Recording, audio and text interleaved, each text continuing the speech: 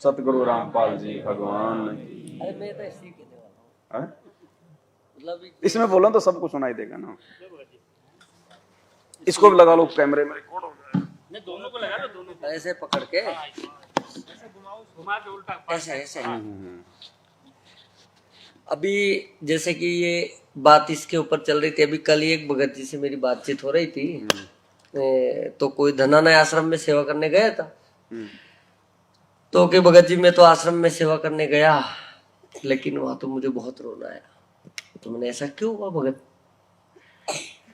तो के मैंने देखा कि वो महेंद्र भगत जी आए फॉर्च्यूनर से, अच्छा सापा पट्टा बांध रखा से, फॉर्च्यूनर गाड़ी से वो आए कि मैंने देखा तो मेरे को, और ऐसा देख दुख के ऐसे चले गए। तो मैंने ये सोचा कि गुरु जी पे भी ऐसा ही केस था जैसा इनके ऊपर केस, इन पे भी वही केस लगा था, और इन्होंने तो 8 साल फरारी काटने के बाद भी एक महीने के अंदर अंदर आ गए थे। 1 महीने के अंदर अभी आ गए, और खूब ऐसे घूम रहे, फॉर्च्यूनर कार से घूम रहे, वीआईपी ट्रीटमेंट उनके साथ, बॉडीगार्ड सारी चीजें।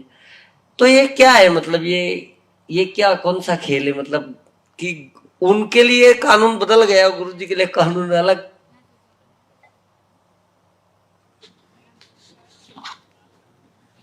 कानून तो भगत जी सबके लिए वो ही है, लेकिन ये काल का ये लोक है। बरवाला कांड का जो जन्मदाता है वो महेंद्र ही है, हम सबको पता है इस बात का। किस प्रकार से उसने उल्टे सीधे बयान देके पुलिस प्रशासन को जबरन सतलोक आश्रम बरवाला के अंदर अटैक करने के लिए आमंत्रित किया। धारा 144 लगी हुई है, फिर भी सबको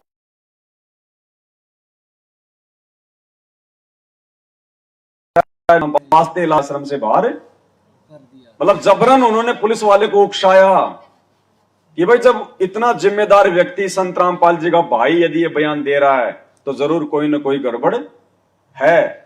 उस समय तो 3 तारीख से लेके 20 तारीख तक में भी स्वयं भी वही था, थे ना। तो प्रशासन ने देखा कि ना तो यहाँ चिड़ी आ सकती ना चिड़ी जा सकती, 144 धारा लगी हुई है, और संत रामपाल जी का भाई कह रहा है कि संत रामपाल जी आश्रम में है ही नहीं।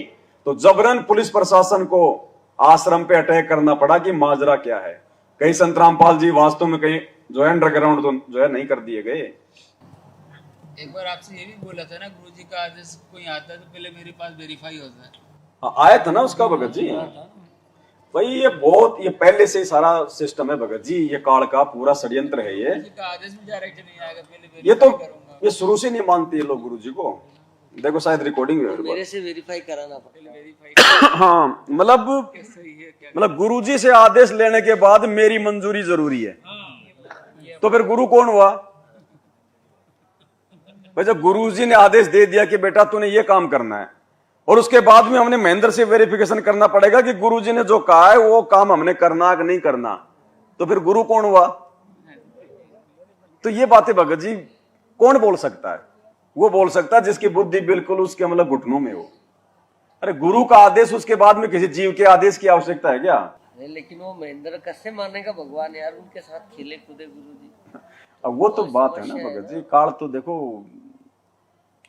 अब वही तो कह रहे हैं गुरु जी कि हम गुरु जी को अपने जैसा इंसान मान के चलेंगे तब तक परमात्मा कह रहे हैं हम धोखा खा जाएंगे। यदि हम गुरु जी को अपने जैसा एक मानुष मान के चलेंगे, उनके साथ में रहेंगे, तो कभी ना कभी बात बिगड़ेगी, और वो बात बिगड़ गई। देखो क्या कह रहे हैं गुरु जी, यदि तुम गुरु जी को अपने जैसा एक आम व्यक्ति मान के चलोगे और उनके साथ में रहोगे, तो कभी न कभी मन में दोष आएगा। परमात्मा बताते हैं, गुरु मानुष कर जानते ते नर कहिए अंधे, ओवे दुखी संसार में आगे यम के फंदे। गुरु को मानुष कर जानते तो ते नर कहिए अंधे, और फिर होवे दुखी संसार में, फिर काल के फंदे। पुणात्माओं, हमने गुरु जी को परमात्मा मानना पड़ेगा। परमात्मा मानने से हमारी यह प्रॉब्लम सोल्व होएगी, नहीं तो नहीं हो सकती। हम अपने ही जैसा गुरु को माने, एक मानुष रूप मान करके हम यदि उसके साथ रहेंगे तो कभी ना कभी दोष आपके मन में आवेगा। और ये दोष इन सब के मन में आ चुका है। यदि गुरु को मानुष मान के उसके साथ में रहेंगे तो मन में दोष आएगा। आ गया दोष और अपना धंधा शुरू कर दिया इन्होंने। क्या आवश्यकता है वे? कौन से भगत हमेशा आश्रम में जो है रहेंगे? कोई महीने में 1 दिन के लिए जाएगा, कोई बेचारा 2 दिन के लिए जाएगा, इतना ही है ना। अरे 2 दिन की साथ संगति तो यहां भी है, तो क्या यहां हमने पूरा मतलब आश्रम बनाने की आवश्यकता है क्या? हमने कोई आश्रम बना रखा गया? यहां ये किराए पे ले ली, परमात्मा की यहां पे 2 दिन जो है मतलब की महिमा हो जाएगी, उनकी चर्चा हो जाएगी, बस अपने अपने घर पे। आज आश्रमों की हमारे को जरूरत है ही नहीं, और ना आश्रमों की हमें कभी आगे जरूरत पड़ेगी। इस भक्ति मार्ग में आश्रमों के लिए कोई जगह है ही नहीं। अगर आश्रम हो गए तो पाखंड शुरू होगा, धंधा शुरू हो जाएगा। इसलिए परमात्मा ने अपने सत्संगों में पहले ही संकेत किया हुआ है कि सतलोक जाने से पहले ऐसी व्यवस्था करके जाऊंगा, बच्चों तुम्हें कहीं हांडने की जरूरत ही नहीं पड़ेगी, धक्के खाने की जरूरत ही नहीं पड़ेगी। घर पे रह के अपनी भक्ति करना और अपना काम धंधा करना। क्या करें गुरुजी? देखो सारे संकेत कर रखे हैं गुरुजी ने, शुरू से लेकर एंड तक सारे। हर चीज का जवाब, हर शंका का समाधान उनके सत्संगों में है।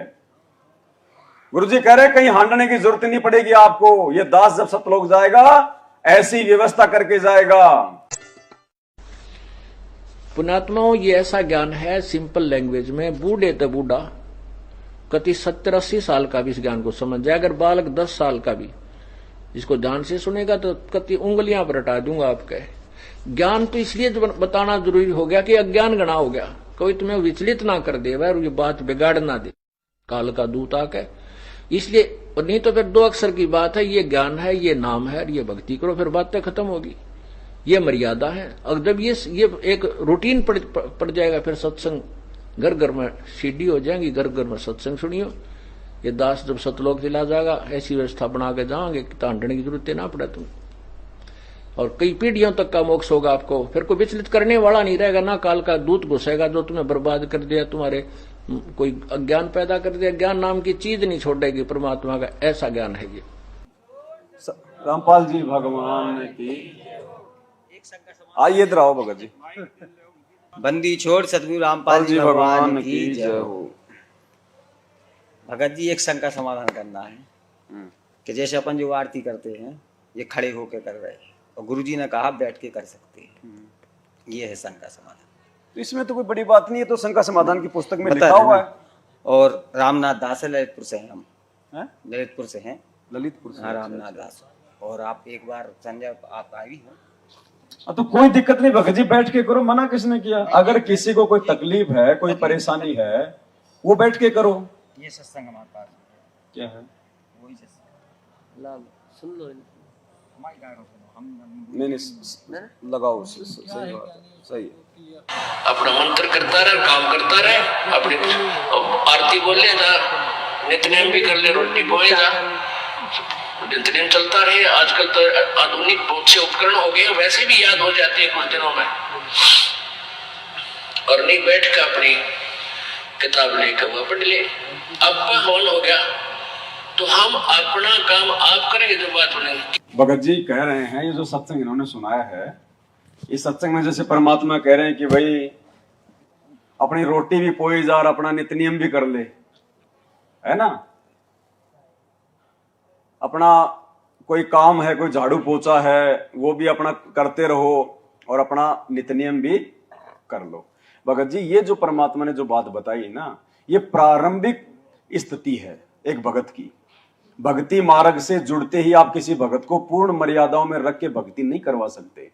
और जब परमात्मा सभी के सामने बैठ के जब अपने मुख कमल से ये सत्संग करते हैं, तो परमात्मा जो है उस सत्संग में सभी के लिए संकेत करते हैं। यानी उस सत्संग में भगत जी कोई सारनाम प्राप्त भी बैठा है, उसमें कोई सतनाम प्राप्त भी बैठा है, उसमें कोई प्रथम नाम वाला भी बैठा है, और एक व्यक्ति ऐसा है जो आज खाली सत्संग ही सुनने आया है। तो परमात्मा सभी के हिसाब से उसमें जो है वो सत्संग करते हैं, और जिसको जो बात समझ में आ जाती है उस हिसाब से उस बात को जो है वो पकड़ लेता है। अब आपकी बात को दो प्रकार से परमात्मा इसका समाधान करवाएंगे। भगत जी को थोड़ी सी यहां डाउट ये हो गया कि गुरुजी कह रहे हैं कि अपना नित्य नियम भी अपना जो है लगा दो, अपना वो करते रहो। नहीं, और बैठ के पुस्तक लेके भी कर सकते हैं भाई, अपन तो हाँ, कोई बात नहीं, कोई बात नहीं। शांति से बैठने का मतलब क्या होता है वो भी आपको समझाएंगे भगत जी।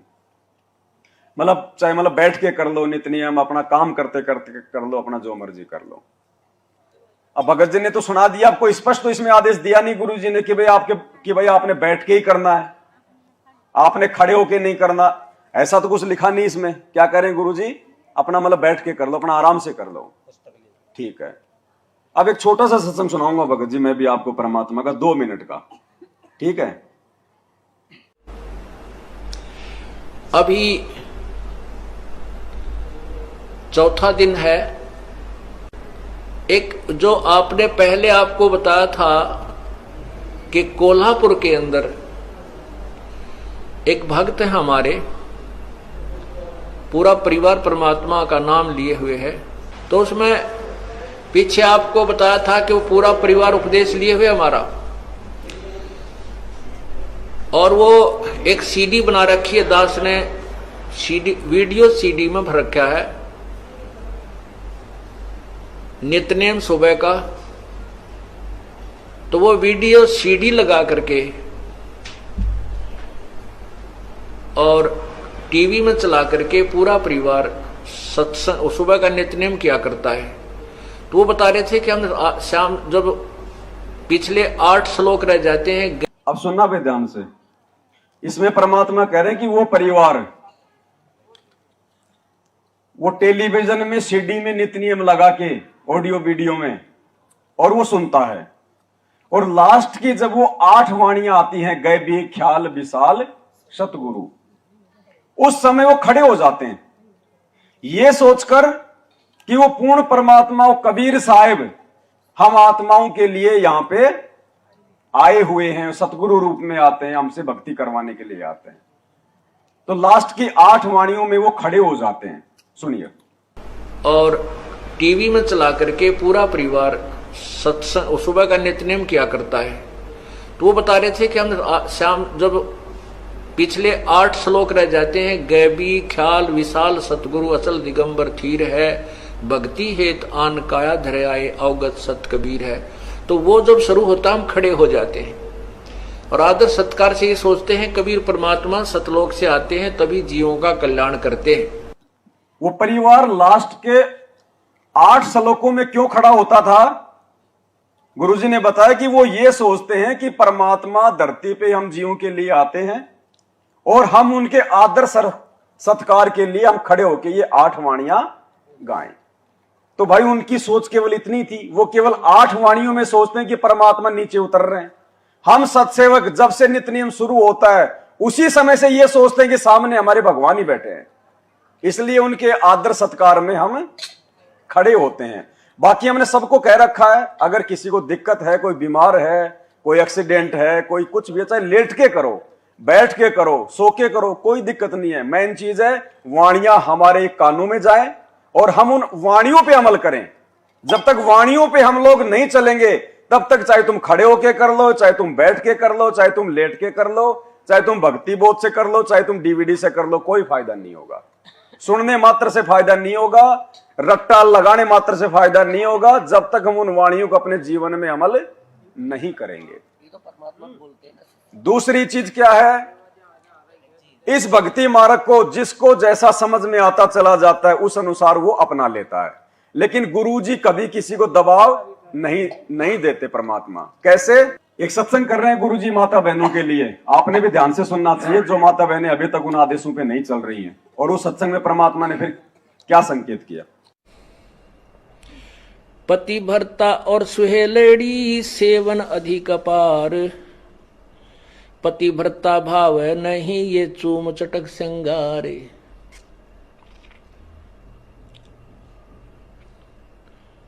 पुण्यात्माओं, इसमें दोनों ही हमें आदेश दे रहा है परमात्मा, दोनों ही निर्देश हैं। अपने साधारण जीवन में और इस भक्ति जीवन में हमने कैसे जीना है।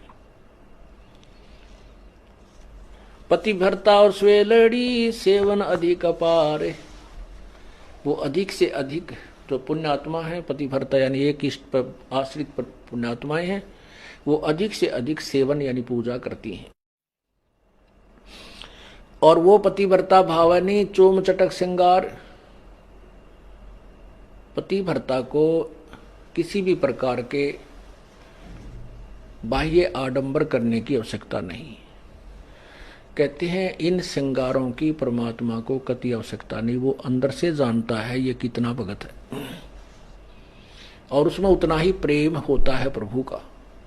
ऐसे ही हम अपनी बहन बेटियों से प्रार्थना करते रहते हैं कि हमने न तो ये मेहंदी वगैरह लगानी है, ना ये नाखूनों को लाल करना है, ना होठों को लाल करना है।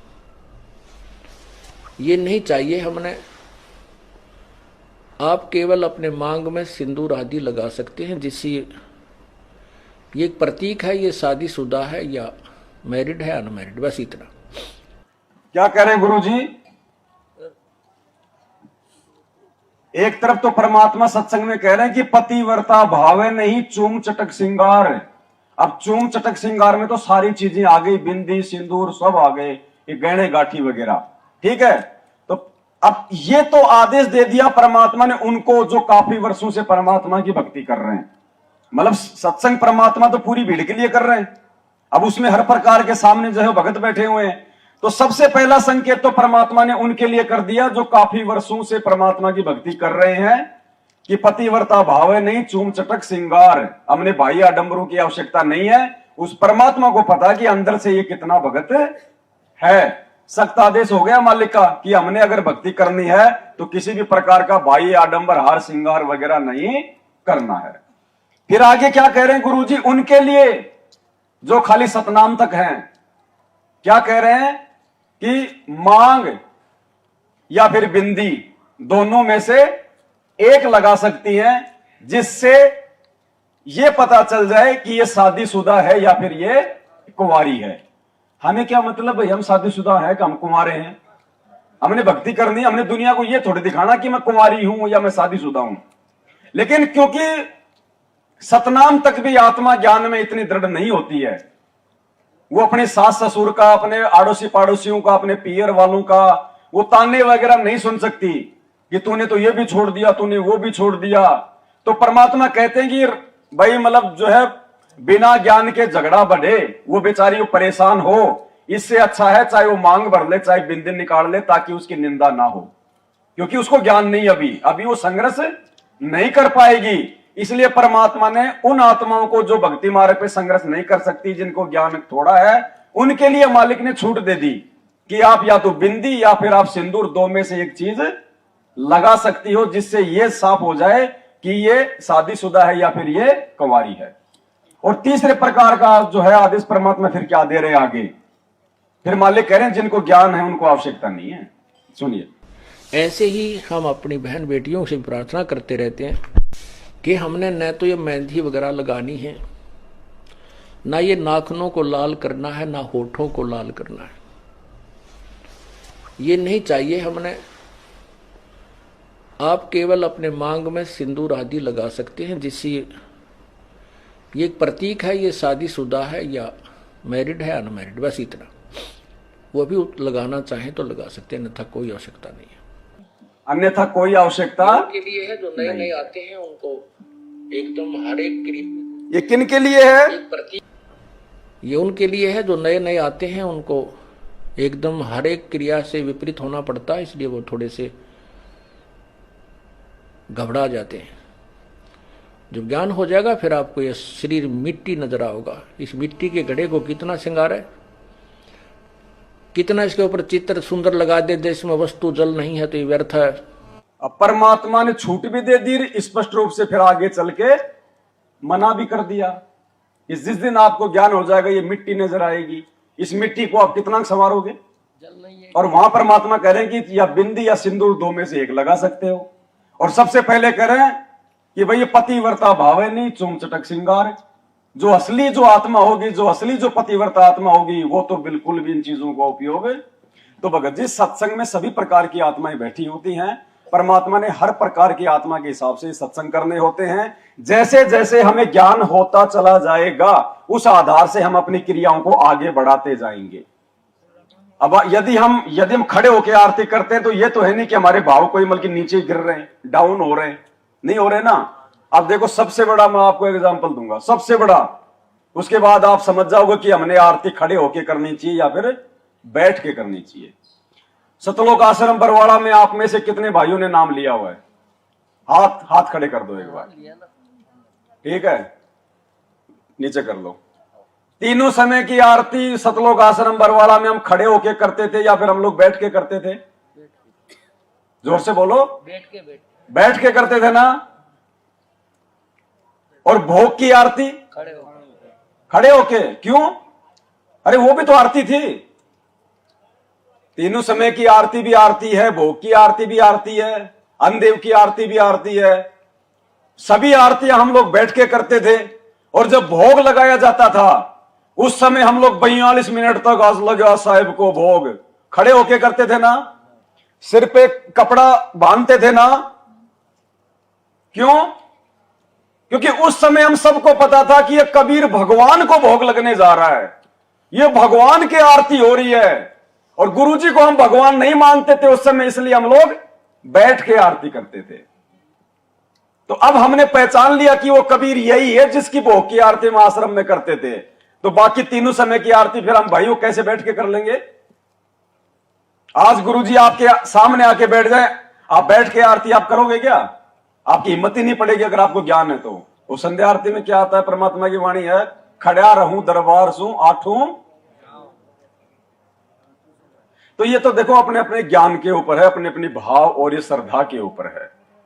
गुरु को सम्मान देना हुआ ना। ये कोई जबरदस्ती नहीं है कि आप लोगों ने अगर खड़े होकर आरती नहीं करोगे तो भाई आपका मोक्ष नहीं हो पाएगा। नहीं, ऐसा कुछ नहीं है।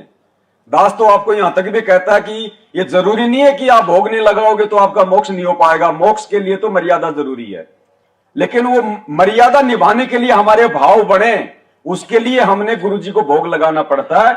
भोग लगाने से यह साबित हो जाता है कि हमने इनको परमात्मा मान लिया। क्योंकि आश्रम में भोग लगाया जाता था ना भगवान को, हलवे राम का, तो उस समय हम किसको मान रहे थे? दाढ़ी मूछ वाले को। और अब भगवान हमने इनको मान लिया, ये है भगवान, तो फिर हम भोग किसको लगाएंगे? इनको लगाएंगे। और जब भोग की आरती जब हमारे को परमात्मा ने सिखाया आश्रम में, भाई जो है खड़े होके करनी है, तो बाकी तीनों समय की आरती भी तो हम इसी भगवान की कर रहे हैं, तो क्या वो नहीं करेंगे हम खड़े होके? तो ये तो एक कॉमन सेंस की सी बात है, इसमें कोई ज्यादा तो देखो खड़े होके होती थी जो आश्रम में। और जो अपनी भोग की आरती क्यों भाई? भोग की आरती क्यों होती थी खड़े होके? मजदूरी पे गए हैं, समझ रहे आप, मजदूरी पे गए तो खड़े होके आरती करेंगे हम लोग। मजदूरी आप बैठ के करते हो, आप खड़े होके करते हो? खड़े होके करते। तो फिर आरती खड़े होके करने में दिक्कत क्या आ रही है? देखो कैसे दिक्कत है। जब 2 टाइम की रोजी रोटी के लिए 8-8 घंटे हम लोग सर पे टोकरी रख के इधर उधर घूमते रहे, और भगवान के लिए, उनको खुश करने के लिए खाली आधे घंटे में हमारे पैर थोड़े दुख रहे हैं। देखो वो एक रोजी रोटी है, अगर नहीं करते हैं तो कहाँ से मतलब जुगाड़ कट होगी काम धंधे की? तो वो तो एक मजबूरी हो गई। और परमात्मा ने उस धंधे से ज्यादा महत्व किस चीज को देने के लिए कहा? तो गुरुजी ने इसीलिए तो कहा कि ये चलते फिरते उठते बैठते भक्ति करो। वो उनके लिए भगत जी, जो लोग अभी समय नहीं निकाल पा रहे, जो भक्ति से ज्यादा जो अपनी रोजी रोटी को महत्व दे रहे हैं, वो उनके लिए है। जैसे वो तो चाहे ना करो आरती, उसमें भी कोई दिक्कत नहीं है। अब 2013 से हमने नाम दीक्षा ली, तो 2013 से हम मालिक की दया से अंगूठा टेके, पढ़े लिखे भी नहीं है, लेकिन फिर भी अक्षर ज्ञान है तो अपना पकड़े रहते। आरती जो पुस्तक है वो लेके हमेशा बैठ के ही करते हैं, और कहीं अगर भूल जाते तो जहां अटका आ जाता वहां पकड़ लेते लहर। तो हमारी तो बात शुरू से है कि हम बैठ के ही आरती करते और नित्य नियम सुबह का अपना स्पीकर से वो तो कोई दिक्कत नहीं भगत जी, आप बैठ के करो, कोई जरूरी नहीं कि आप जो खड़े होके नहीं करोगे तो परमात्मा आपको 3 मार्ग टाइम से बाहर निकाल देगा, ऐसा नहीं है। अब भोग की आरती ऐसी है कि भोग प्रसाद जब लगता है तो वो रोजीना थोड़ी लगता है। वो तो देखो भगत जी, हमने भगवान पहचान लिया तो हम इनको भोग लगा रहे हैं। हमारे भाई इनको नहीं भोग, हमारे भाई इनको नहीं पहचान रहे तो इनको भोग इनको नहीं लगा रहे। अब वो कहे कि भाई तुम क्यों लगा रहे हो भोग? तो वो तो हमारे मल की विवेक के ऊपर है, हमारी जो है श्रद्धा के ऊपर है। हाँ। तो इसी प्रकार भगत जी जो खड़े होके जो आरती हम कर रहे हैं, देखो हम सात संगत से कब जुड़े? सात संगत से हम वैसे नहीं जुड़ गए। पवन दास गुरुदोई हमने सब सुना, ना इनकी वीडियो ना देखना, नाम खंडित हो जाएगा। तो देखो नाम खंडित तो अपन जानते हैं कि गुरुदोई किसको बोलते? जो उल्टी सीधी बातें करे, ठीक है, जो गुरु के प्रति सही बोला तो भाई सुनना चाहिए। तो हमने ये सत्संग सुना था सबसे पहले। पूरे पंथ पे इसका एक भी शब्द जनता में इस सत्संग को सुन के हमने ऐसा बेहुदा ज्ञान इन लोगों का कभी नहीं पता। दुनिया को करोड़ों लोगों को डबो दिया। फिर उन्होंने नवी कल ये दसी सबको कि किसी की पुस्तक नहीं पढ़ना और किसी की सीडी भी नहीं देखना, वो नहीं लेना। ये नवी कल 10 का सबका थपकी मार के भेज दिए। अब वो श्रद्धालु बेचारे वो नो सोचे गुरु जी का आदेश हो गया, हमने किसी की पुस्तक नहीं पढ़नी। उनको इन्हों ना पता ये काल के जाल में बांध दिए तो कति की ठड़ी बांध के कर दिए और झोंक देंगे उनके अंदर। ज्ञान पढ़ने में क्या दिक्कत है? हमारा भी पढ़ो और उनका भी पढ़ो। हमारा भी सीडी देखो, उनकी भी सीडी देखो, तब निर्णय होगा। कहाँ जा रहे हो तुम? तो कहने का दास का तात्पर्य ये है इसी बात कि इनके पास न तो कोई वो देखो भगत जी, ये भी बहुत बड़ा खेल है। अब आपने इस आधार से हमारी वीडियो देखना शुरू कर दिया। भाई गुरुजी कह रहे हैं खुद ही कि भैया उनकी भी देखो और हमारी भी देखो, हैं? और जब तक दोनों तरफ का निर्णय नहीं करेंगे तब तक हम कैसे वो जो है वो जान पहचान हम कर पाएंगे। अब ये सत्संग में तो आपने सुन लिया, और वैसे ऑडियो वीडियो में गुरुजी क्या कह रहे हैं मैनेजमेंट वालों को? दास के लिए गुरुजी क्या दे रहे हैं आदेश? ये दे रहे हैं ना, उसकी कोई पुस्तक नहीं पढ़नी, उसका कोई वीडियो नहीं देखना, जो उसका वीडियो तो देखेगा उसका नाम खंड हो जाएगा। वो हम बात नहीं मानते। वो तो हम इसलिए है शुरू से नहीं मानते क्योंकि हम भी 6 महीने जेल में रहे हैं। हाँ, तो ये ज्ञान आधार से नहीं मान रहे ना आप भी जेल में रहे आए हो। ये तो हम जानते कि ये सब फर्जी है। जो वो बताई गई ना वो कॉल बॉन्डी के करके से जो बात हो रही है भगत जी फर्जी है। अरे हमने भी तो बात करी ना जेल से, उसी 1 नंबर जेल से। हाई लेवल की बातें हैं, नहीं समझ में आए इतनी जल्दी। हम भी जेल में रहे ना, तो हमने भी तो घर पे बात करी ना। तो हमारे आसपास भी 2 3 4 10 पुलिस वाले रहते थे और लाइन लगी रहती थी। सभी के घर पे आश्रम बात होती थी। तो जो आश्रम से बात हो रही ना, तो जो बगल बॉन्डी के करके हो रही है, समझो, ध्यान लगाओ, उस फोटो को देखिए गौर से। ये तो उल्टा सीधा एक दूसरे की तस्वीर जो बदल देते ना ये लोग, डुप्लीकेट भी बन जाता। किसी की कोई भी आवाज बोल सकता है। ये नहीं हम मानेंगे भगत जी, ये फर्जी है। और फिर जो गुरुजी ने सत्संग सुना दे तो ये किस लिए सुना दे? हमारे लिए हम इसी को आधार मानते हैं, बाकी क्या हम किसी को नहीं मानते। सत्संग किसके लिए? सत्संग फाइनल है। देखो ये अध्यात्म है, ये सत्संगों से समझा जाएगा। गुरुजी ने क्या बताया? एक संत ने अपने भक्तों को अपने पास में बैठाया और रोज उनको वो ज्ञान दिया करते थे कि बच्चों, जो अपने गुरुजी की आज्ञा नहीं मानता, जो अपने गुरु के आदेशों की अवहेलना करता है, वो नरक में जाता है। बताया। और फिर उन्हीं चेलों को अपने पास में बैठा के कहा कि मेरा आदेश है, अपने अपने पैर का जूता निकालो और मेरे सिर में। अब सत्संग में तो वो गुरु कह रहा है कि अपने गुरु की तरफ अगर उंगली भी कर दी तो नरक में जाओगे, और वो ही गुरु कह रहा है उसी सत्संग में कि अपने पैर का जूता निकालो और अब मेरे सिर में मारो, ये मेरा आदेश है। अब वो क्या? वो परीक्षा। तो भक्ति मार्ग का जो विधान है वो तो गुरुजी सत्संगों में डाल के चले गए, वो बिल्कुल गुरुजी ने तो अटल है। अगर ये भक्ति चलेगी, ये ज्ञान मार्ग चलेगा, तो गुरुजी के सत्संगों के हिसाब से चलेगा। अब भक्तों के विवेक की बुद्धि के 28 साल से ज्ञान देने के बाद में अपने ही भक्ति विधान के विपरीत आदेश देके गुरु कैसी भी परीक्षा ले सकता है? भगत जी, तो गुरुजी ने तो अभी तो बोला कि शीश दिए जो गुरु मिले तो भी सस्ता जान। हमें रावण जैसा शीश थोड़ी देना है। नहीं तो शीश तो उसने भी नहीं दिया। नहीं तो उसने कहा अपने गुरु जी के जूते मार दिए? उसने तो अपने सिर पे मारे ना। तो अपने सिर पे मारे, अपने सिर पे मारे ना। तो लेकिन आदेश की तो उसने पालना उसने की ना। तो भाई वो शीश भी तो गुरु जी का भी था। मतलब जैसे कहने का मतलब है गुरु अपने ही ज्ञान के विपरीत आदेश देके भी परीक्षा लेगा। हाँ। साल भर तक टीचर बच्चों को पढ़ाता है, भारत की राजधानी दिल्ली। और जब वो उनकी परीक्षा लेता है तो भगत जी क्या लिखता है वो पेपर में? भारत की राजधानी क्या है? क्या उसको नहीं पता क्या है भारत की राजधानी? वो बच्चों की परीक्षा ले रहा कि जब मैंने साल भर तक इनको पढ़ाया तो इनका दिमाग कहां था? तो भगत जी 2014 के बाद से जितने भी ऑडियो वीडियो जो भी कुछ हो रहा है ना, ये सब हम भक्तों की परीक्षा है। इससे कोई मतलब नहीं है भाई, ये अध्यात्म है। इन ऑडियो वीडियो को देख के विचलित मत हो जाना। इन ऑडियो वीडियो को दास हमेशा आपको एक बात बोलता आया है,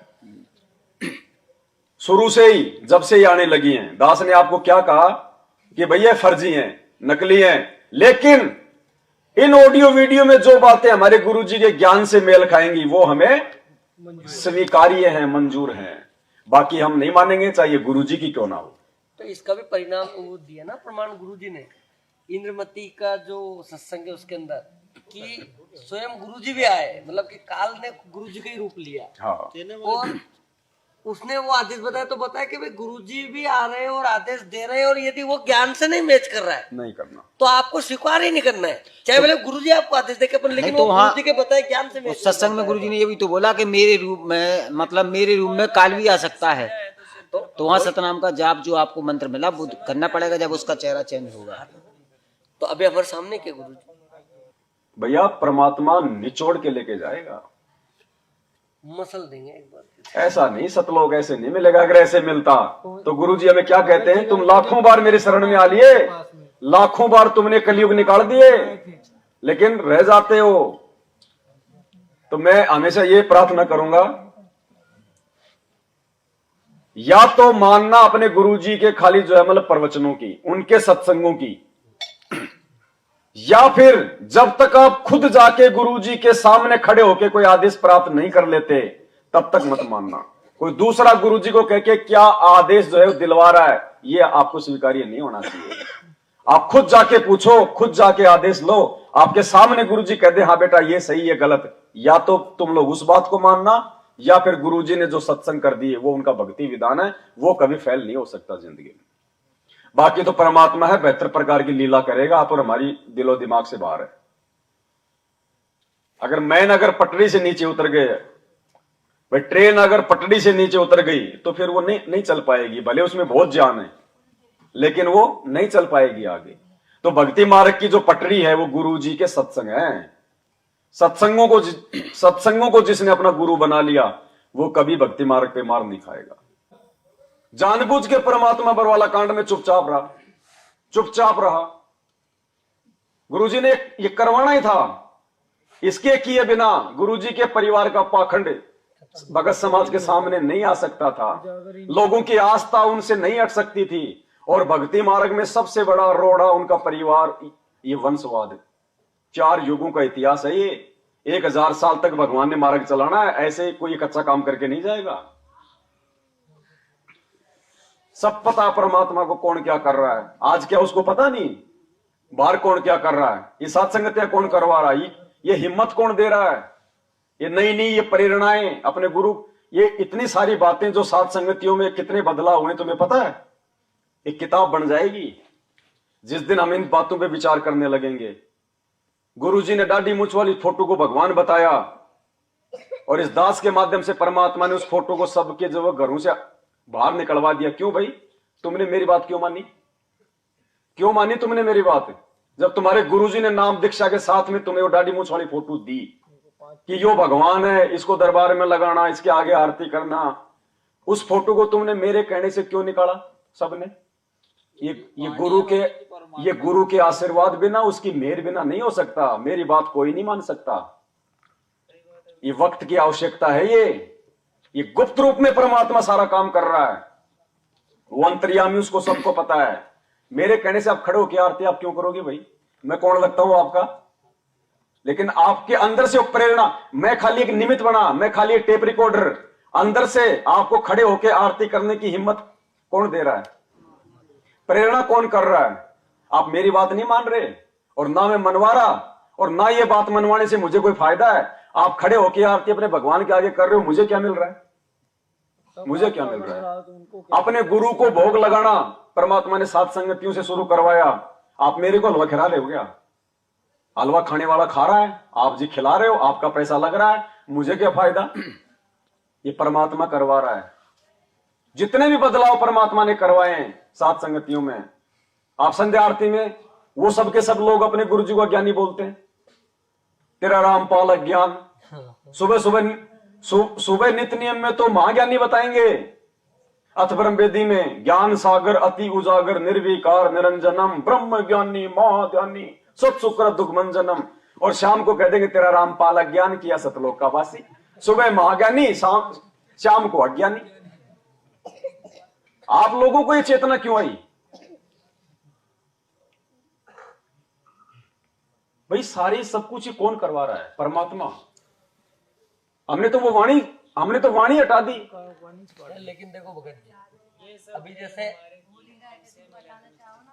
आपके मन में जैसे कि आपने ये सारी चीजें आपके अंदर होती, अभी सोचो ये बात मेरे मन में बरवाला जा रहा था, तब से चल रही, तब से दिमाग में खटपटी चल रही कि ये क्या है, ये कौन सी बात पढ़ रहे हैं अपन, क्या पढ़ रहे हैं, क्या पढ़ रहे हैं। सोचो अभी मैं ये चीज को जब याद आया था, जब मेरे ऊपर लेता, मेरे नाम से बोलता, जब मतलब मैं भी नहीं बोलता था, मतलब मैं भी वही करता था। तेरा दास आत्मा अंदर से बहुत सारे लोगों की करती थी, बेचारे चुप हो जाते थे, वो कुछ नहीं बोलते थे, लेकिन अज्ञानी नहीं बोलते थे, लेकिन वो डरते थे कि मैं बताऊं किसको, मैं किसके सामने बोलूं, किसको पूछूं, हाँ किसको पूछूं, मैं किसको पूछूं।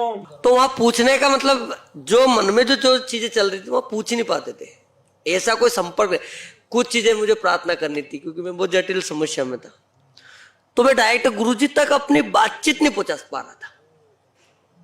जब तो मैं आश्रम की घटनाएं बता रहा हूं, मैं हर महीने में 2 बार चला जाता था आश्रम में, लेकिन वो भी सबकी बुद्धि ऑफ थी उस समय। हाँ, बरवाला कांड तक की बुद्धि ऑफ थी। बरवाला कांड में पूरे से तो 19 तारीख 20 तारीख को वहां से निकले, 19 तारीख तक वहां रहे। ये सद्बुद्धि परमात्मा ने अपने भक्तों को उनके सत्संग समझने की बरवाला कांड के बाद में दी।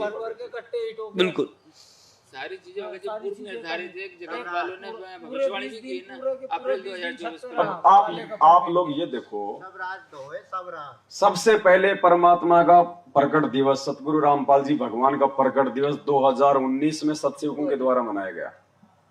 इससे पहले वे 28 साल से परमात्मा ज्ञान दे रहे थे, लोग सार नाम तक ले चुके थे। क्या उनके दिमाग में नहीं आई? कभी आई उनके दिमाग में? और 2019 में जैसे हमने मेरठ में मनाया, 2020 में इन लोगों ने शुरू कर दिया हमारे पीछे पीछे। कहीं न कहीं परमात्मा हमको आगे चला के और फिर इनको एक मतलब मैसेज दिलवा रहे हैं, और हमें इस बात की हमें खुशी है कि चलो हमारी कॉपी कर रहे हैं लोग, लेकिन कम से कम ये थोड़ा थोड़ा लाइन पे तो आ रहे हैं। लेकिन परमात्मा कहते हैं नकल में भी अकल चाहिए। ये नकल भी उसी समय सक्सेस होगी जब आप अपने गुरु को परमात्मा मानोगे। तो कहने का मतलब है, देखो साध संगति में किसी प्रकार का कोई दबाव किसी पे नहीं है। भाई मुझे जो प्रेरणा होती है, मुझे जो अच्छा लगता है, क्योंकि मेरे अपने विचार हैं, मैं स्वतंत्र हूं। परमात्मा ने किसी को बांध नहीं रखा। मैं जो मर्जी बोलूंगा, जो मर्जी मैं तुम्हें बात बताऊंगा, लेकिन तुम्हारी जिम्मेदारी बनती है मेरे पीछे अंधा होके चलने की नहीं। मेरे द्वारा कही गई बातें यदि आपके गुरुदेव के ज्ञान से मेल खाती हैं तो स्वीकार करो, नहीं तो छोड़ दो। ये नहीं कि भाई पवन दास ने बोल दी तो ये बात फाइनल है, मार खा जाओगे। हो सकता है परमात्मा मेरे माध्यम से कोई ऐसी बात बुलवा कि आपकी परीक्षा ले ले, फिर क्या करोगे? तो मेरी हर बात पे सिर हिलाने की आवश्यकता नहीं है, क्योंकि मुझे कोई संत नहीं बनना, मुझे कोई गुरु नहीं बनना, मुझे आप लोगों से कोई स्वार्थ नहीं है। जिस दिन मेरी सेवा समाप्त हो जाएगी, मैं मेरा पानी पतासे का ठेला लगा लूंगा जो मैं मेरा पहले लगाया करता था। मेरे कोई शौक नहीं है, 2 टाइम की रोटी चाहिए। परमात्मा पहले भी दे रहा था, आज भी दे देगा। जब तक सेवा है तब तक आपकी सेवा में है। नहीं भाई, अपना आप लोगों से कोई स्वार्थ नहीं है, और ना मेरी आप में से किसी से कोई यारी है, ना दोस्ती है, ना कोई रिश्तेदारी है। ना मैं आप में से किसी को विशेष मानता हूं, ना मैं कोई किसी को मैं विशेष कोई आदर जो है बल्कि सम्मान देता हूं। और मुझे कोई विशेष आदर सम्मान देता है तो मुझे वो जहर के समान लगता है। इस मार्ग में कई लोग होते होंगे खुश, लेकिन मुझे नहीं चाहिए वो खुशी। जो आदर सत्कार मेरे भगवान के लिए होना चाहिए, यदि मुझे कोई देता है वो मेरा भगत भाई नहीं है, मैं ज्यादा फिर उसको तवज्जो ही नहीं देता। मेरे साथ में नॉर्मल भक्तों की तरह पेश आओ, बस सत्साहिब कर ली, बहुत कर ली। झुकने की जरूरत नहीं है, कमर तक जैसे बाकियों से करते हो वैसे करो, इससे ज्यादा नहीं। मैं आपका भगत भाई हूं, इससे ज्यादा कुछ नहीं हूं। मैं सबको समान रूप से बैठ के समझा रहा हूं मेरे गुरु के आशीर्वाद से। स्पेशली मैं किसी को नहीं समझाता, ना मेरा किसी से लगाव है, ना मेरा किसी से कोई प्यार प्रेम है। जिससे मैंने प्यार प्रेम इस मार्ग में बढ़ा लिया, काल उसी का रूप बना के ठग लेगा, उसी मित्र के रूप में आके त्रिकुटी पे ठग ले जाएगा। तो भाई मेरा किसी से लगाव नहीं है। किसी से भी मीठा बोलना, प्यार प्रेम से बोलना, आदर सत्कार देना, ये गुरुजी ने सिखाया है, ये अपने दुश्मन को भी देना है। तुम तो हमारे भगत भाई हो। बाकी यारी दोस्ती नहीं, इस मार्ग में विशेष लगाव नहीं कि वो मेरा बहुत अच्छा मित्र है। संगत में बैठ के जहां ये शब्द आ गया कि वो भगत मेरा मित्र है, वो गया काम से। ये मित्रता इस मार्ग में नहीं चलती। तो आंख कान खोल के चलने इस मार्ग में, बहुत सावधानी से। जब तक तुम्हारी आत्मा अंदर से गवाही ना दे कि हाँ ये क्रिया सही है जो भगत जी बता रहे हैं मालिक के आशीर्वाद से, जब तक आपकी आत्मा गवाही ना दे तब तक उसको ना करना भाई। और शर्माशर में नहीं कि भगत जी क्या कहेंगे, वो क्या कहेंगे, वो मुझे देख रहा है, कुछ नहीं। परमात्मा कहते हैं लोक लाज ना कीजिए, निर्भय हो रहिए, जो मन चावे राम को दासा तन डरिए। तो करना वही है। हालांकि पहले तो दास भी पूरी कोशिश करता है 99% कि मेरे से ही कोई ऐसी कोई क्रिया कोई त्रुटि ना हो जाए जिससे मेरे साथ साथ मेरे भाई बहनों की भी जो है वो कर्म फूटे। तो पहली बात तो परमात्मा ऐसी नौबत आने देगा नहीं। फिर भी क्या पता भाई, सबसे बलवान परमात्मा है। परमात्मा क्या पता ये भी तो चेक कर दे फिर संगत को कि ये मूर्ख इस पवन मैनेजमेंट को छोड़ के इस पवन दास के पीछे तो नहीं पड़ गए अब कि ये जो बात बोलेगा सारी मान लेंगे। ये तो हो सकता है परमात्मा कोई ऐसी आप लोगों की परीक्षा लेने के लिए मेरे मुंह से कभी कोई ऐसी बात भी बुलवा दे जो उनके ज्ञान के और उनके विधान के जो अमल की विपरीत हो। और कुछ मूर्ख गुरुजी के सत्संगों पे विचार ना करके मेरी बात को अगर मान लिया, वो गए काम से। सूक्ष्म खेल है, ये कच्चा धागा है, बहुत सावधानी। तो अंधे होके नहीं चलने आप और हमारे को। आप साथ संगत में बैठे इस मार्ग से यदि आप नीचे गिर गए, देखो काल तो क्या करेगा, गुरुजी ने क्या बताया, वो कमजोर नस को पकड़ेगा। जो कमजोरी है, क्योंकि वो भी तो अपने स्तर का अंतर्यामी है, मन रूप में बैठा हुआ अंदर, सब पता उसको ये क्या सोच रहे हैं। तो बहुत सावधान होके चलना है भाई। मैंने कभी भी 8 साल में किसी भगत को ये नहीं कहा कि मैं जो बोलूंगा वो फाइनल है, नहीं। दास ने ये कहा कि मेरी हर बात को गुरुजी के ज्ञान से तोल लेना। पहले तुम्हारी आत्मा स्वीकार करे तो मानना, नहीं तो मैं बुरा नहीं मानूंगा, क्योंकि आपके मानने से मेरा भला नहीं और आपके ना मानने से मेरा कोई भला नहीं। मैं अपनी भक्ति से पार होऊंगा, आपको आपकी अपनी भक्ति पार करेगी। देखा देखी का मार्ग नहीं है। हम महिमा करने के लिए इकट्ठा होते हैं, परमात्मा की चर्चा करने के लिए ज्ञान आधार से उनके सत्संगों पे जो है विवेचन करके अपने आप को आत्मिक रूप से दृढ़ करने के लिए हम यहाँ इकट्ठे होते हैं। ज्ञान विरुद्ध कोई भी बात लगे आपको सवाल करने का अधिकार है। आप जो है कि मुंह पे बोलो। यहाँ कोई इज्जत बेइज्जती नहीं है, ना आपकी इज्जत ना मेरी इज्जत, ना आपकी बेइज्जती होने वाली ना मेरी कोई बेइज्जती नहीं होने वाली। और जो भगत इज्जत का ठेकेदार है वो गधा बनेगा अगले जन्म में। तो बहुत सोच समझ के परमात्मा ने धरती पे भगवान उतरा हुआ है, हर प्रकार से छान छान के लेके जाएगा, छान छान के। मुझे तो संदेह है अगर एक विमान भी अगर भर जाए तो परमात्मा का एक विमान भी। हाँ जी, रियलिटी भगत जी। जब 4 युगों में एक आत्मा भी नहीं गई, 4 युगों का इतिहास उठा के देख लो, सतयुग त्रेता द्वापर और ये कलयुग वर्तमान समय तक का। अगर एक भी आत्मा सतलोक गई हो तो मुझे बता दो अब गुरु जी के सत्संगों से। एक भी, 2 पूछे थे मानसरोवर तक, वो भी नीचे गिर गए। द्वापर में सुदर्शन और त्रेता में वो इंद्रमती। वो सुदर्शन अपने माँ बाप के चक्कर में, इंद्रमती अपने पति के चक्कर में। रविदास जी तो गए ना? नहीं, कोई नहीं गया भगत जी। रविदास कहां से? जब नानक जी नहीं जा पाए, धर्मदास जी नहीं जा पाए, नानक जी का उसका कहां नंबर आएगा? रविदास मिनी सतलोक तक पहुंच गया। मिनी सतलोक में भी कहां भगत जी? वर्तमान में तो यहीं बैठा होगा कहीं भगत जी। परमात्मा ने उद्धार करा था ना। वैसे भगत जी केवल मतलब स्वर्ग तक गई थी। जो गणिका थी ना, जिसको परमात्मा ने परीक्षा के लिए निमित्त बनाया था, केवल वो स्वर्ग तक गई है, आगे नहीं गई। चमरा जुल्हा तर गए और छिपा नाई रे, गणिका चढ़ी विमान में सुरगापुर दाई रे। दास जो बोलेगा मालिक के ज्ञान से बोलेगा, मैं अपने मन से नहीं बोलता कुछ भी। मालिक की खुद की वाणी है। चमरा जुल्हा तर गए और छिपा नाई रे। तर गए मतलब यहाँ के जो बाकी हम जो 64 लाख थे मूर्ख, उनसे उत्तम हमारी गति हो गई। मतलब हम 650 साल से मानव जन्म लेके आ रहे हैं, हम लोग ये नरक भोगते आ रहे हैं, और उन आत्माओं को परमात्मा ने बीज रूप में कहीं बैठा दिया, मिनी सतलोक में या कहीं भी, और वर्तमान समय में डायरेक्ट उनको जन्म दे दिया। वो बार बार माँ के गर्भ वाला वो नरक भोग के नहीं आए। ये है नेकी संबंध। कहां से पार हो जाएंगे भगत जी? सत्संग सुनो ध्यान से। वो देखो ठीक है, उनके भाव थे भगत जी, भगत जी भाव थे, जो है उनकी श्रद्धा थी, लेकिन ज्ञान नहीं था, ज्ञान नहीं था भगत जी। नेकी ने क्या बोला अपने पति को जब अपने बेटे की गर्दन काट के आटा ले आया घर पे? क्या बोला नेकी ने? बोला जी गुरुजी खाना खाएंगे, आंसू मत निकाल देना, नहीं तो गुरुजी को मालूम पड़ जाएगा। तो क्या उसको पता नहीं था? वो अंतर्यामी कहां मान रहे थे परमात्मा को कि तू रोना मत, नहीं तो गुरुजी को पता चल जाएगा कि ये बेटा काट के आए हुए हैं। क्या उसको पता नहीं था कि अंतर्यामी है? सारा खेल तो वही करवा रहा था। जानबूझ के परमात्मा ने परिस्थितियां पैदा की थी भगत जी उनकी परीक्षा लेने के लिए। और संबंध तो कहां से पार हो जाएगा? उसके तो मन में ही आ गया था कि भाई आज अगर मेरे पास में माड़ताड़ होता तो मुझे अपने बेटे की गर्दन नहीं काटनी पड़ती। तो उसको तो परमात्मा ने फिर संबंध सेठ बनाया, संबंध वो सेठ बनाया, फिर अगले जन्म में जो है नौशेरवा का बादशाह बनाया, फिर उसको अब्राहिम सुल्तान बनाया। संबंध वाली आत्मा तो थी अब्राहिम सुल्तान। भगत जी पार होने का समय ये है। आज इतने सत्संग सुन के 24 घंटे कान के मोबाइल लगा लगा के मजदूरी करते करते साफी से ये मोबाइल बांध लेंगे यहाँ पे, और इतने सत्संग सुनते सुनते उनकी बुद्धि भ्रष्ट हो रही है।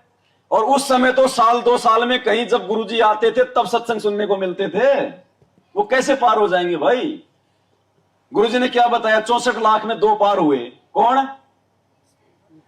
अर्जुन।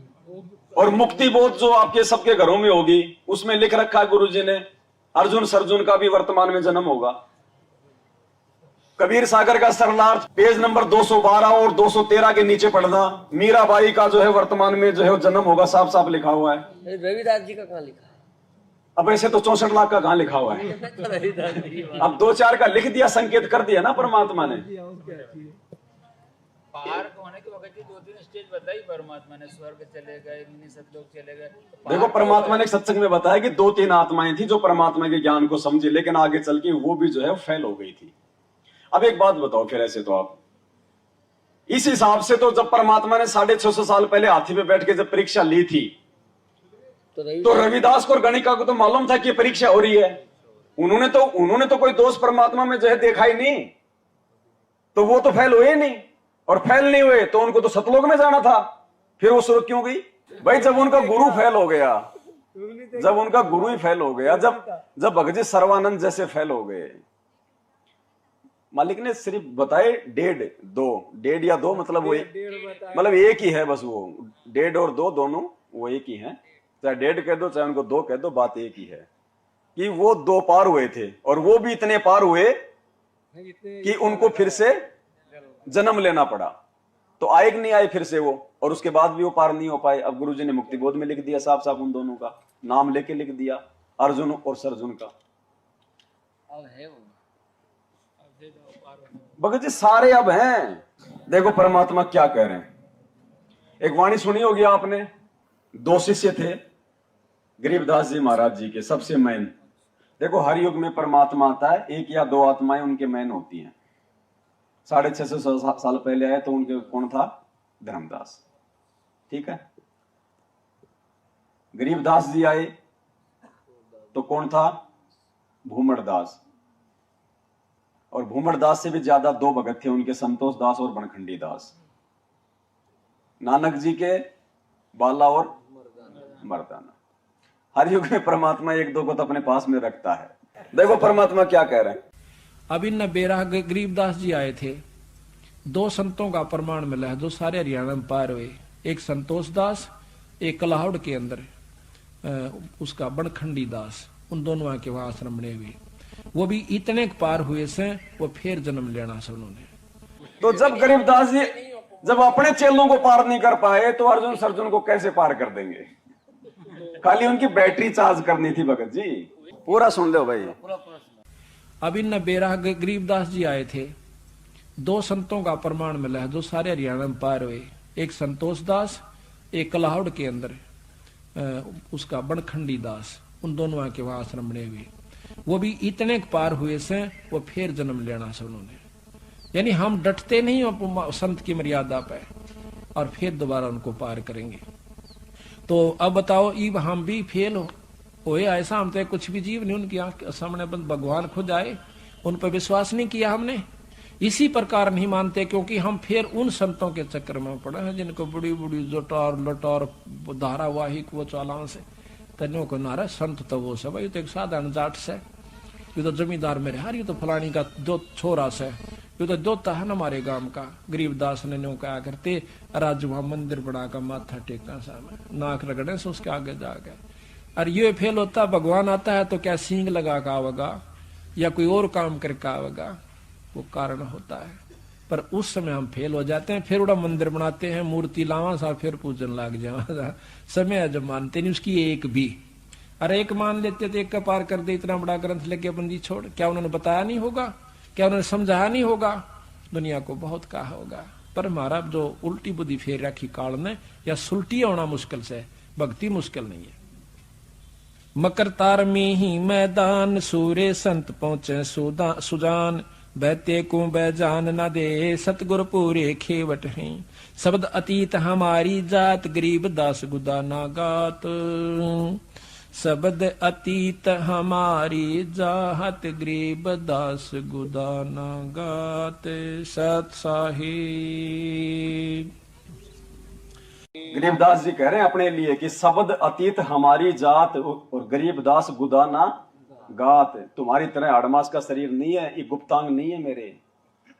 गुदाना गात, गात माने शरीर और गुदा मतलब जैसे। और आप रविदास की बात कर रहे हो, देखो सबके नाम तो परमात्मा लिखेंगे नहीं, सारे के सारे सूरवीरों के। जब काशी में चिट्ठी डाली गई थी शेख तकी के द्वारा है, और भीड़ इकट्ठी हो गई काशी में, और रविदास जी परमात्मा की झोपड़ी में थे उस दिन, और सुबह सुबह रविदास जी लोटा लेके लैट्रिन करने गए, और जब उन्होंने भीड़ देखी और दो चार से पूछा कि भाई काशी में इतनी भीड़ क्यों, तो बोले रे काशी वालों तुम कौन सी दुनिया में रहते हो, तुम्हें पता नहीं कबीर भंडारा कर रहा है। कौन कबीर? वो जुलाया कबीर। तो रविदास जी बोले तुम्हारे पास कोई चिट्ठी वाठी है? अरे दो, हम ऐसे थोड़ी आते हैं, ये रही चिट्ठी। तो गुरुजी ने क्या बताया सत्संग में, बेचारा कित का लैट्रिन करे था, उसके तो ऊपर चढ़ गई, वापस लेके लोटा झोपड़ी में आ गया। बोले भगवान आज तो अपनी काशी छूटेगी। अगर रविदास जी को विश्वास होता कि ये त्रिलोकी नाथ है, ये भगवान है जो पूरी दुनिया का पालन पोषण कर रहा है रोज, वो 18 लाख को भोजन नहीं करवा पाएगा, ये काशी छूटेगी। तो परमात्मा ने भी फिर वैसी लीला की उस भगत का ज्ञान देख के, बोले भाई अंदर से कुंडी लगा ले और रात रात काट ले, सुबह दोनों चल चलेंगे यहां से। तो बोले तुरंत कुंडी लगा दी रविदास ने। तो भगत जी ये ज्ञान से ही निर्णय होगा, मतलब ज्ञान ही इम्पोर्टेंट है पार उतरने और के कुछ लिए। नहीं है ज्ञान के अलावा। अरे ज्ञान नहीं हुआ ना, अब विश्वास होता तो बोल देते कि काशी वालों 18 क्या, परमात्मा तो 18 जो है करोड़ को खिला दे 2 मिनट में। क्या कहा परमात्मा ने, जब वो 2 भक्तों की परीक्षा लेने के लिए वो देवदूत आया था, वो 4 साल और 4 साल वाला, तो एक तो डगमग हो गया, और वो बोला भगवान, बोले हाथी को सूई के नोके से क्या, भगवान तो पूरी जो है मतलब पृथ्वी को निकाल दे। तो रविदास जी को उस समय मानते जब वो ये जवाब देते वहां पे कि परमात्मा आज तो आपकी महिमा करने का समय आ गया, दुनिया देखेगी आज आपका चमत्कार। और रविदास कहता है कोई दिक्कत नहीं, हमारा भगवान बंदी छोड़े जो पूरी दुनिया को खिला रहा है, क्या दिक्कत। जी विचार करने की बात है, सत्संग से सारे निष्कर्ष निकलेंगे। मगर ये जो भक्ति योग 1000 साल चलेगा तो उसमें पार होंगे कि परमात्मा के जाने के बाद। नहीं एक बात और अपनी वो बीच में कट गई वाला जो बताया था परमात्मा ने, हल पक्षी का उदाहरण जो दिया था ना, हाँ। जब परमात्मा जाएंगे उसी समय पार हो पाएगा। तो जाने के बाद कौन पार होगा? जो 1000 साल तक जो भक्ति युग चलना है, भक्ति युग चलेगा, पार कोई नहीं होगा ना। तो सतयुग के लिए वर्तमान में जो भक्ति कर रहे हैं, चाहे मैनेजमेंट वाले हो, चाहे सत्सेवक हो, चाहे और कोई हो, और संत रामपाल जी के रहते सहते जो पार नहीं हो पाए, जो उनके साथ सत लोग नहीं जा पाए, तो ये भक्ति का भगत जी ये प्रतिफल तो देगा ना परमात्मा। 1000 साल तक मानव जन्म प्राप्त करके वो सुख भोगेंगे, पार नहीं हो पाएंगे। पार वही होंगे जो संत रामपाल जी के रहते सहते, या संत रामपाल जी के रहते सहते जिन्होंने नाम ले लिया और संत रामपाल जी के जाने के बाद जो पूर्ण मर्यादा में रहे, वो ही पार होंगे। वो डीवीडी से नाम लेने वाले उनके जाने के बाद में पार नहीं होंगे भगत जी। डीवीडी से लिया नहीं, गुरु जी के जाने के बाद में जो डीवीडी की व्यवस्था की जाए वो पार नहीं हो पाएंगे। भगत जी इसका तो एक जगत वालों ने एक आरटीओ भी निकाली थी ना 2018 जो मेरठ सत्संग जो चालू हुआ सात संगति, क्या मेरठ की जो सात संगति चालू हुई थी 2018 से और 2024 अप्रैल 18 अप्रैल 2024 तक जो विशेष जुड़ाव चालू होगा भक्तों का, इसके लिए 18 अप्रैल 2014 तक परमात्मा जो है अच्छी अच्छी आत्माओं को जोड़ लेगा।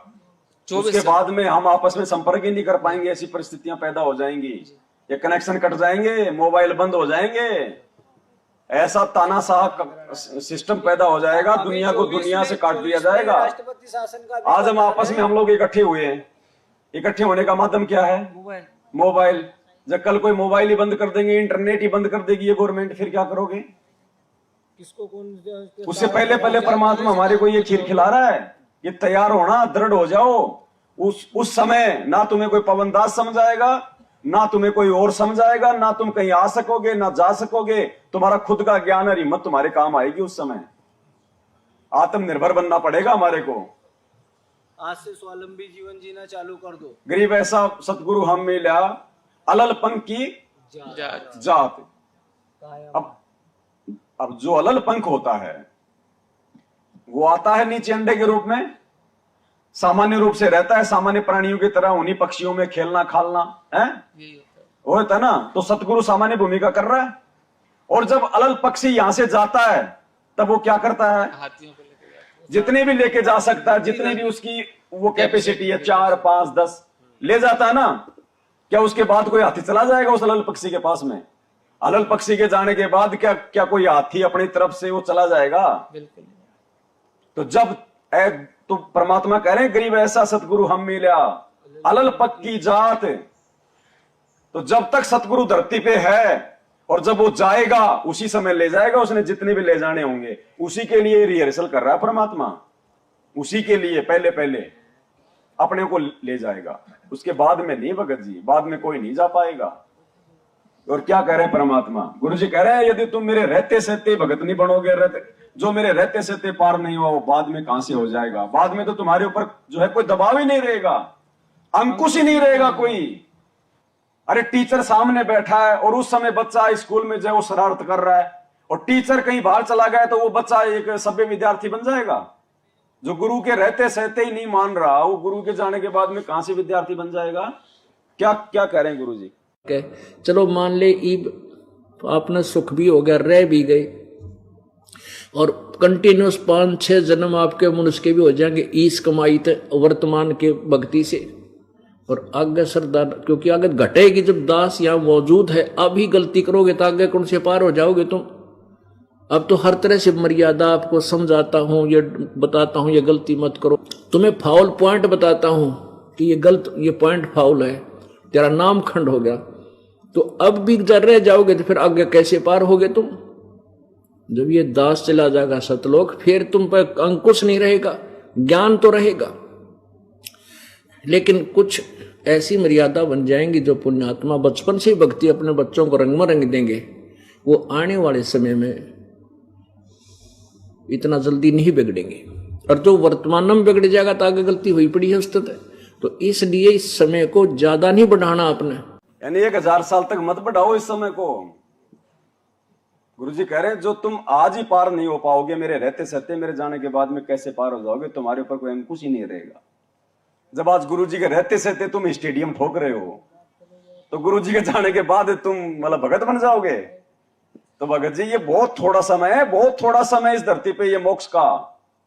और दास इसीलिए चीख रहा, चिल्ला रहा है कि ये मेरा नहीं है साथ संगति, ये परमात्मा ने चलाई है अपने भगत छांटने के लिए। और जो भगत बन जाएगा वो छट जाएगा, नहीं तो आते रहो, हलवा चाटते रहो, भोग लगाते रहो, ये प्रवचन सुनते रहो, कुछ लेना देना नहीं है। चले भगत जी, मैं तो कभी नहीं मानता हूँ शुरू से कि आपकी साथ संगति है, मैं तो भगवान रामपाल जी महाराज की साथ संगति मानते आए हम। तो मतलब ज्ञान उनका, यहाँ पे बैठ के उनकी चर्चा होती है, कोई मैं अपने बाप दादाओं के ज्ञान की चर्चा थोड़ी करता हूँ। आ जाओ जी सत्य। एक चीज और है, गुरु जी ने कहा है कि कोई भी हमें जो शब्द है फिल्मी की तर्ज पे नहीं गाना है। जी जी जी।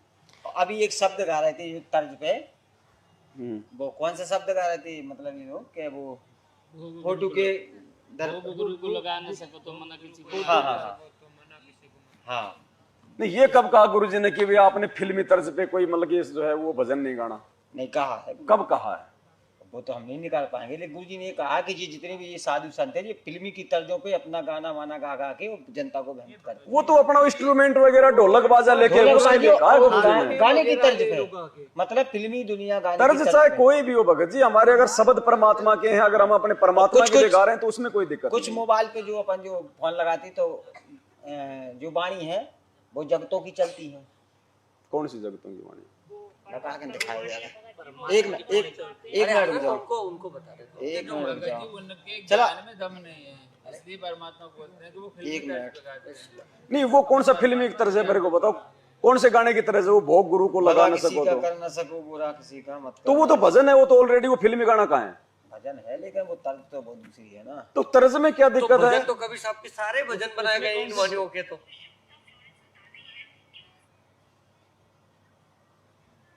ये भी तो ये देख, एक मिनट रुको,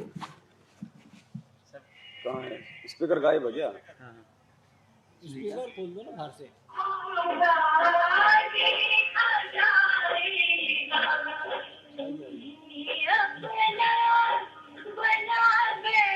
ये तो भगत जी का है। ये किसी जगत वाले का गाया हुआ है और इसने मतलब भगवान के लिए उसने वो गा रखा है।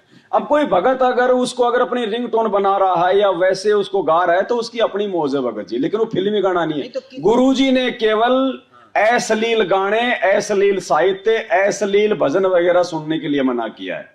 बाकी आपके गुरुजी की याद अगर कोई शब्द आपको दिला रहा है, कोई भजन दिला रहा है तो गुरुजी ने मना नहीं किया। गुरुजी ने केवल अश्लील फिल्में, अश्लील चुटकुले, इनके लिए मना किया है। ढोलक जांच के लिए मना किया गया, ये तबला पेटी पे करने की आवश्यकता। क्योंकि वो कर्ण विकार है, वो ढोला तबला वगैरह, वैसे गुरुजी ने मना नहीं किया। ये तो गुरु जी के रहते थे तो तुमड़े पे तो गाते थे वो एक भगत जी क्या। तो उसमें क्या दिक्कत है? उसको सुनने में कोई दिक्कत नहीं, वो तो भाव जागृत होते हैं हमारे गुरुजी में। ये मैनेजमेंट की रोकी थी उनकी। और चलो ये बातें भी ना धीरे धीरे, देखो एक समय ऐसा आएगा, धीरे धीरे ये चीजें भी हमारे को अच्छी लगनी जो है वो बंद हो जाएंगी। फिर हमें केवल अपने किसी से बात करने का मन ही नहीं करेगा। सुनेंगे तो गुरुजी के सत्संग और गुरुजी की वाणियां, उनके शब्द। धीरे धीरे होगा भगत जी, भक्ति के प्रभाव से होगा। इस प्रकार की बातें जो हम कर रहे हैं, दूसरे भाई बहन जो सुन रहे हैं, तो धीरे धीरे जब किसी के कानों में ये बातें जाएंगी तभी तो अंदर रिएक्शन होगा। जब कोई बातें हमारे को सुनने को नहीं मिलेंगी तो हम क्या विचार करेंगे?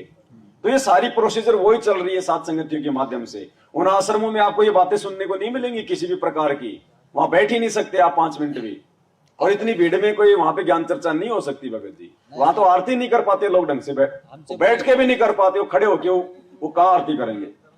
बैठ के नहीं कर पाते वो।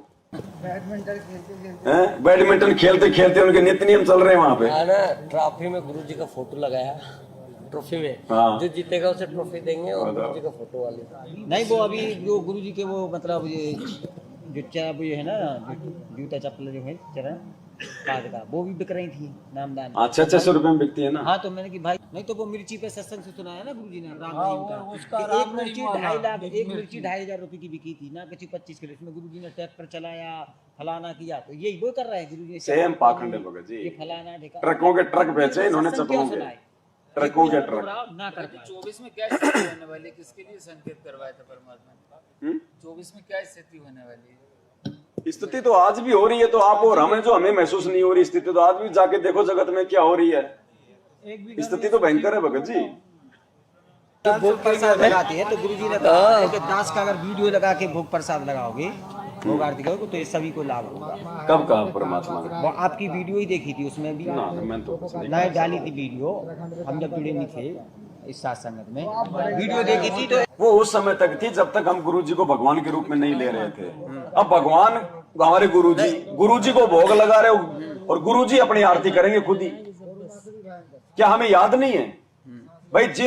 मैंने ये कहा था उस वीडियो में, जिस आदमी को जो है पढ़ना नहीं आता, जो बूढ़ा है, वो गुरुजी का वीडियो लगा के आरती कर दे, भाई वो बेचारा वैसे कैसे करेगा? सही बात। अगर उसके घर में कोई और भगत नहीं है और उसने भोग लगाना है, उसको खुद को आती नहीं, उसको पढ़ना नहीं आता, वो कैसे भोग लगाएगा? तो उसकी तो वो मजबूरी है। इमरजेंसी के लिए ही गुरुजी ने ये 3 समय की ऑडियो वीडियो बनाई है। हमने इनको रूटीन में लगा दिया। तो जो भाई अनपढ़ है वो गुरुजी का वीडियो लगा के, ऑडियो लगा के, चाहे आरती भी करो चाहे भोग की आरती भी करो, वो ठीक है। बाकी मुझे पढ़ना आता है, फिर भी मैं गुरुजी को भोग लगा रहा हूं, और मैं गुरुजी से की भोग लगवा रहा हूं। खुद कोई गुरुजी भोग लगा रहे हैं, फिर तो हम क्या कर रहे हैं फिर? आराम से बैठ के चलो तो ठीक है, भाई भक्ति भी गुरुजी कर रहे हैं, आरती भी गुरुजी कर रहे हैं, फिर हम क्या करेंगे? हम काम करेंगे। वो उनके लिए जिनको ये पढ़ना लिखना नहीं आता। देखो भगत जी, मालिक ने संकेत छोड़े, ऑडियो वीडियो से आरती होती नहीं है। ये तो परमात्मा ने फिर 6 साल बाद में जाके ऑडियो वीडियो बनाई है, मजबूरी में। 19 गुरुजी नाम कब से दे रहे हैं? 1994 से। और ये डीवीडी कब बनी है ऑडियो वीडियो की? 2000 में करोथाश्रम में बैठ के बना रखी है ना। 1999 में बना था करोथाश्रम। अच्छा, तो 1999 लगा लो चाहे 2000 लगा लो, नाम दे रहे हो 94 से। 6 साल बाद जाके गुरुजी ने ऑडियो वीडियो बनाए हैं डीवीडी में। तो गुरुजी ने ये भी तो 94 से 2000 तक 6 साल तक उन्होंने जिन जिन भक्तों को नाम दिया वो कैसे आरती करते थे? नहीं, तो गुरुजी ने ये भी तो बोला कि भक्ति बहुत से करते थे। हाँ, जो गुरुजी ने बोला कि जो मेरी दास की जो कैसेट लगाएंगे, जब वाणी जहाँ फैलेगी तो पेड़ पक्षी जो भी है सभी को लाभ होगा। हाँ, तो ये सत्संग सुनो ना परमात्मा के, सत्संग नहीं, मालिक के शब्द नित्य सुनो, नियम मालिक की जो- वाणियां सुनो। नित्य नियम जो बताया है सुबह का। अरे तो आज नित्य के नियम करीब- ही वाणी है कि हाँ। खाली नित्य नियम का असर होगा क्या? बाकी वाणियों का असर नहीं होता। सत्संग भी है, नित्य नियम भी है। तो हम भी तो परमात्मा की वाणियां उच्चारेंगे। तो वही हो रहेगी। नहीं तो दुनिया कबीर जी की वाणियां गा रही हो, कबीर जी ने भर रखी है क्या? पहले वो पत्थरों के आगे खड़े होके जय गणेश का, गणेश जी ने डीवीडी भर रखी थी क्या अपनी आवाज में? बताइए।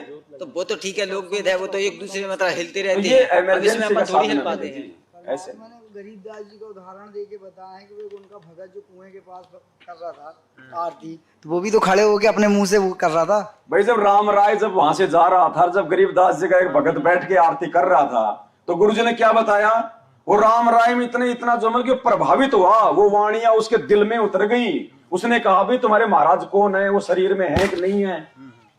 तो वो तो उस भगत के मुंह से सुन के तो प्रभावित हुआ, और वो पंजाब से चल के हरियाणा आ गया वो। तो क्या वो वाणी असर नहीं करी? करी थी ना। वो तो भगत के मुंह से चली थी वो शब्द परमात्मा के हैं, मुंह चाहे वो कोई का भी हो। कबीर जी की वाणियां हैं, कबीर जी के दोहे हैं, ये दुनिया भर के लोग गा रहे हैं ना, लेकिन हम लोग कितने मतलब जो है प्रभावित हो जाते हैं। वो वाणी का आकर्षण है, वो शब्दों की वो शक्ति है भगत जी, भगत की नहीं। वो हमारे गुरु जी कौन सी लता मंगेशकर हैं बता दो? है क्या लता मंगेशकर की तरह सांसारिक तौर पे उनकी मीठी आवाज है क्या? नहीं है ना। और हरियाणा की भाषा दुनिया में सबसे ज्यादा मतलब खड़ी भाषा समझ लो आप। गाली देना, सीधा बात करना, मतलब गाली देना, मतलब प्यार से बोलेगा तो भी गाली लग। अगर कोई ये पूछे ना भाई साहब टाइम क्या हो गया, फांसी खाकर मरेगा। मतलब आवाज अच्छी नहीं लगती। और उसी आवाज में हमारे गुरुदेव सत्संग करते तो हमारी आंखों से ये शब्दों का आकर्षण है। और ये अभी जो पुस्तक फाड़ी इसने वो आपने भी बनाई है, उसने भी बनाई है। देखिए श्री शिव महापुराण विद्या क्या है वो तो आप बता दो। वैसे ये तो देख रखा वीडियो तो पूरा देखा। बता दो इसका क्या है मतलब।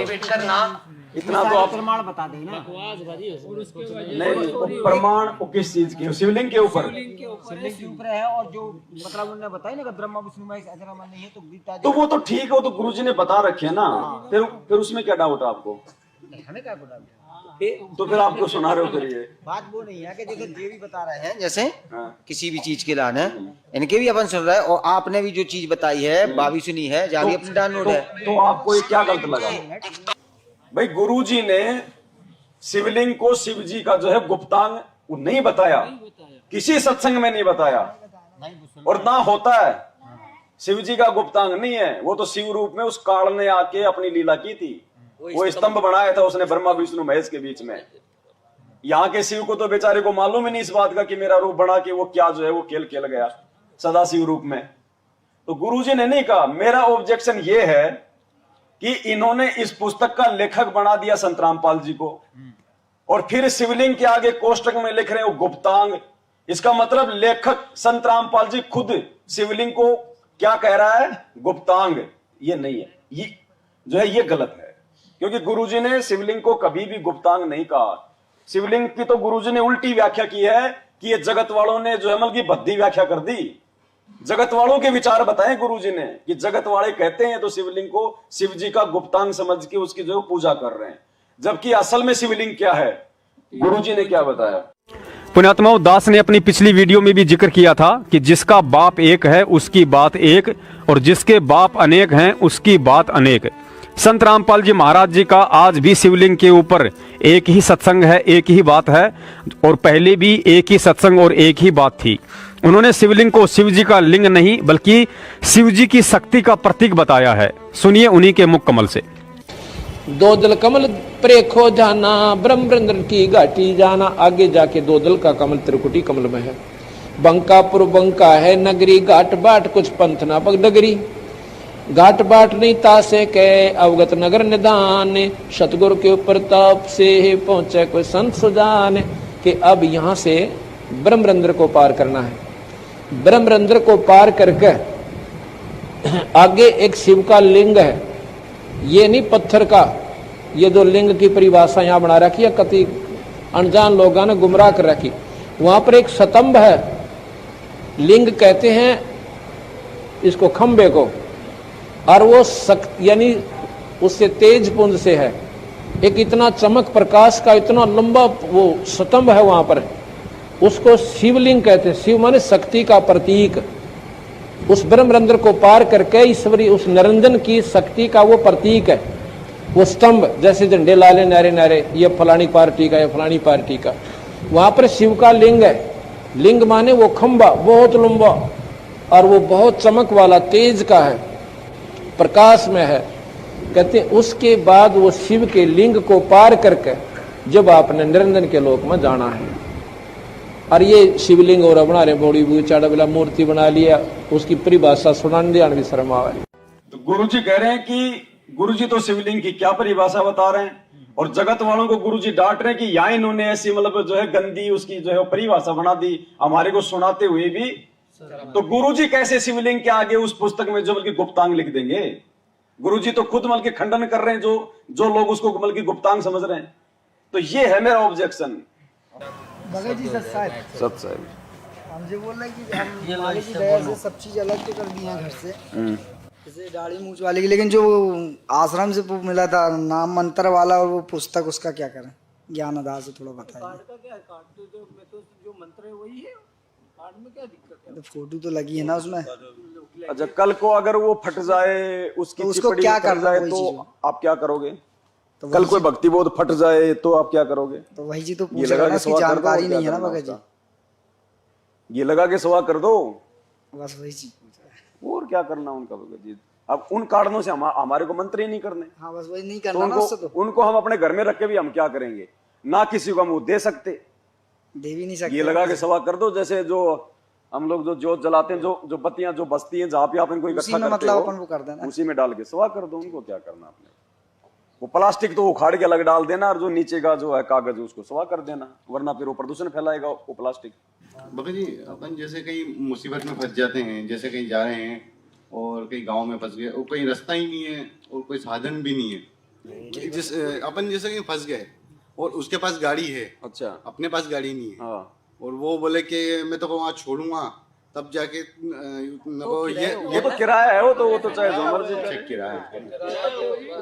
भाई आपने उस सुविधा का फायदा उठाया ना।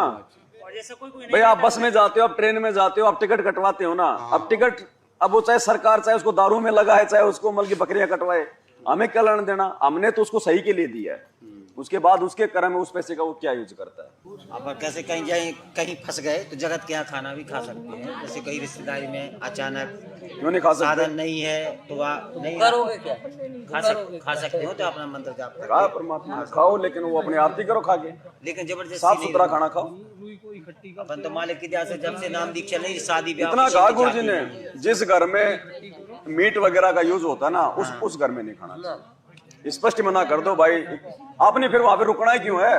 पहली बात तो रुकना ही नहीं है। अगर कोई मजबूरी है, कोई दिक्कत है, गाड़ी चूक गई है, बस नहीं मिली है, तो कोई दिक्कत नहीं, रुक सकती है वहाँ पे। मुझे सत्संग में बताया गुरु जी ने दो प्रकार से समझाया सत्संग में जी। हर बात की गुरु जी दो प्रकार से। जिसको ज्ञान नहीं है वो कर सकता है, जिसको ज्ञान हो गया वो नहीं जाएगा। शादी में आपकी मर्यादा टूटेगी टूटेगी भगत जी। अब आज किसी को ये पता लग गया कि आपके कैंसर है और उसके घर में चाहे ब्याह हो छोरे का लड़के का, और उसको कोई नो के आजा डांस कर ले, नो के तू जा मेरा अपना काम करे, हो रहा डांस, मेरी तो 7-8 नौरी है, अब करके दिखाओ डांस, बजाओ डीजे, सुनो गाने। तो पुण्यात्माओं, संत पहले ही सतर्क होते हैं, इसलिए वो बकवाद अच्छी नहीं लगती उन्हें। अपना भजन करते, कोई बाढ़ में कुआं पड़ो, पड़ते रहो, बजाए जाओ डीजे। अपना जाना भी वैसे तो वहां से टलो, और जाना भी पड़ जाए तो अपना फॉर्मेलिटी करके कोण में बैठ जाए अपनी माला लेके। क्या करें गुरुजी, पहले तो शादी विवाह में जाने से आप टलो, बचो, और फिर भी जाना पड़ जाए तो एक कोण में बैठ के माला लेके बैठ जाए। जब कोण में जाके माला लेके बैठनी तो फिर जाके क्या करोगा? कोई बाढ़ में कुआं पड़ो, पड़ते रहो, बजाए जाओ डीजे।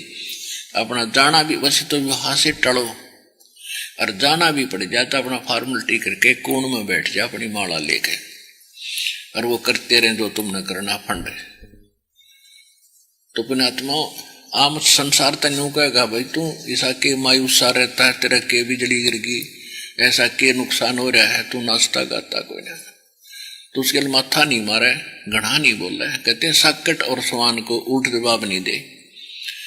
उसने न कह दे भाई मेरी कोई ना रुचि, मेरी इच्छा नहीं बनती, बात खत्म हुई। समाज कहता रहेगा, जब उनके साथ बनेगी जब पता लगेगा, उनके साथ तो दुर्घटना होगी जब डरेंगे। हम पहले डर जाते हैं, तो समझदार वही होता जो पहले डरे। नहीं तो चोट लगेगी भगत जी, क्योंकि वहां जाने मात्र से मर्यादा खंडित होगी। आप कुछ भी मत करो, फिर भी आपकी मर्यादा खंडित होगी। क्यों? क्योंकि आपने उस परंपरा में, उस आन उपासना में आपने जो है वहां जाके वहां पे आपने सहयोग कर दिया। उस भीड़ में भीड़ करना सहयोग करना है। जब तक हम जाना नहीं छोड़ेंगे, जगत वाले मनाना कैसे छोड़ेंगे?